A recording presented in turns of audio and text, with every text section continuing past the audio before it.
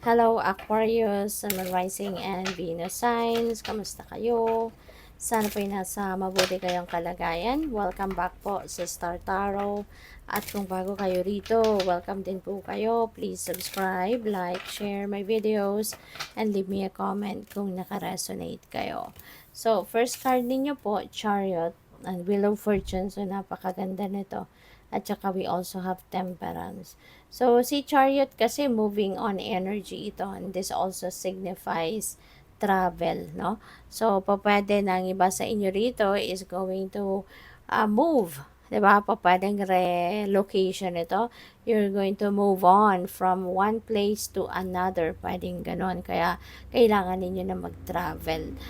This is also success, ano? Maaring meron kayong pinagdaanan. Medyo mahirap na sitwasyon, problematic, chaotic, mga ganon. But, dahil sa determinasyon mo, dahil sa sipag at tiyaga mo, maaaring yan ay napagtagumpayan mo nga. Kaya talagang siguro na mamayagpag or mamamayagpag ka sa ngayon. Kaya maaari na you are on to the next. Kumbaga, handa ka na mag-move forward, no? Mahanda ka na gumawa ng mga bagong steps, no? Para magkapagsimula ka ng bagong buhay, kumbaga.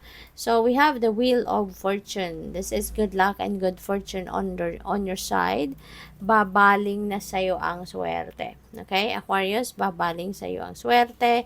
At ngayon, pwede na ang iba sa inyo rito talaga namang kayo ay magkakaroon ng mga pagbabago, no? And this pagbabago are positive changes, no?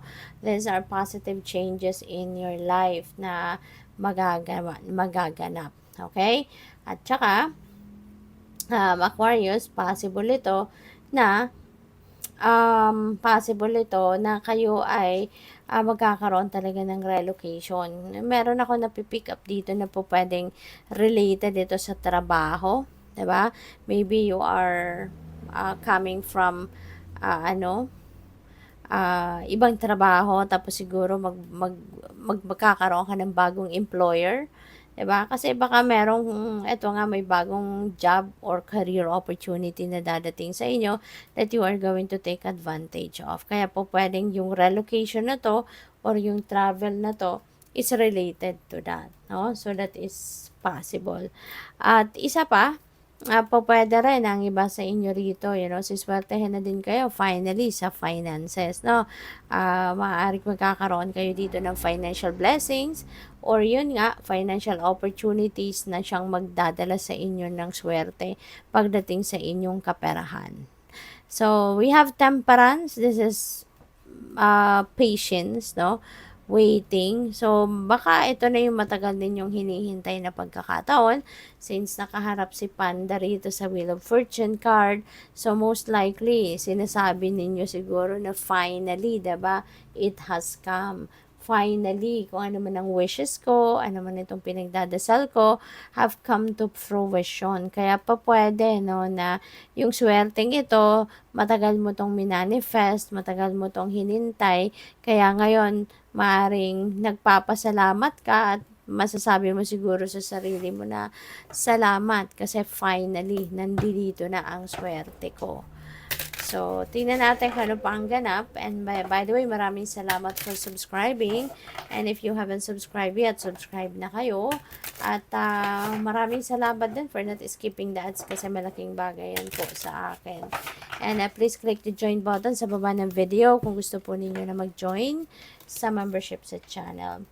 So, we have trunk. Ayan. So, yung trunk, ito yung stability, tama, kasi matibay siya, hindi ba? O pwedeng sa ngayon, you are going to establish or lay a solid foundation siguro sa mga various areas of life, lalong-lalo na siguro sa friendship, sa relationship ninyo with your person, or pwede rin na regarding finances, 'di ba? Maaring ngayon ito yung papatibayin ninyo. Kumbaga magke-create kayo siguro ng panibagong yugto sa mga areas na nabanggit ko at gagawin ninyo itong matibay na kahit ano man ang problema dumating, hindi kayo matitibag, no? Parang ganon. So, we have preserve, security, forethought, thrift. Ayan. So, speaking of security, hindi ba? So, dito may stability, may security. So, feeling ko talaga dito, no? You are going to learn ngayon, you are going to learn to save money. Siguro, talagang matututo kayo dito na i-preserve, 'di ba? Ang kung ano man ang mga alam ninyong necessities ninyo na meron na kayo, hindi kayo yung basta-bastang kunyari sa pera, hindi na kayo ngayon basta-bastang gagastos, hindi na kayo ngayon bibitaw ng pera na alam ninyong hindi naman masyadong kailangan. 'Di ba? So, matututo na din siguro kayo ngayon na mag-budget, matututo na kayo ngayon na magtipid, 'di ba? Na kung ano lang yung necessity, yun lang ang pagkakagastusan ninyo at kung ano yung mga luxury, alam na ninyo, no, na that is not the right time. This is not the right time for that. 'Di ba? Mas iisipin mo ngayon ang practicality. So, we have Moss Agate, positivity and change. So, napakaganda. Kasi si change, di ba, Wheel of Fortune also signifies change. Si Chariot, meron din ditong pagbabagong magaganap sa buhay mo. So, pwedeng yun ngayon ang mga galawan ninyo.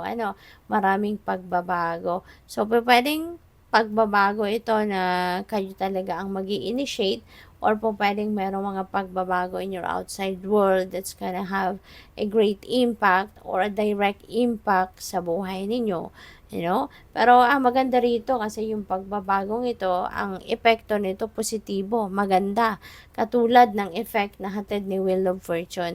Maraming movement, maraming changes, maraming galawan, pero ang maganda at the end of the day, everything is for your best interest, everything is for your highest good, at magiging maganda at positibong magiging epekto nito sa iba't ibang parte ng buhay ninyo. So, ano man ang mga pagbabagong ito, kayo lang ang tanging nakakaalam niyan, 'di ba? Kapag ito'y nangyari na. So, good luck sa'yo.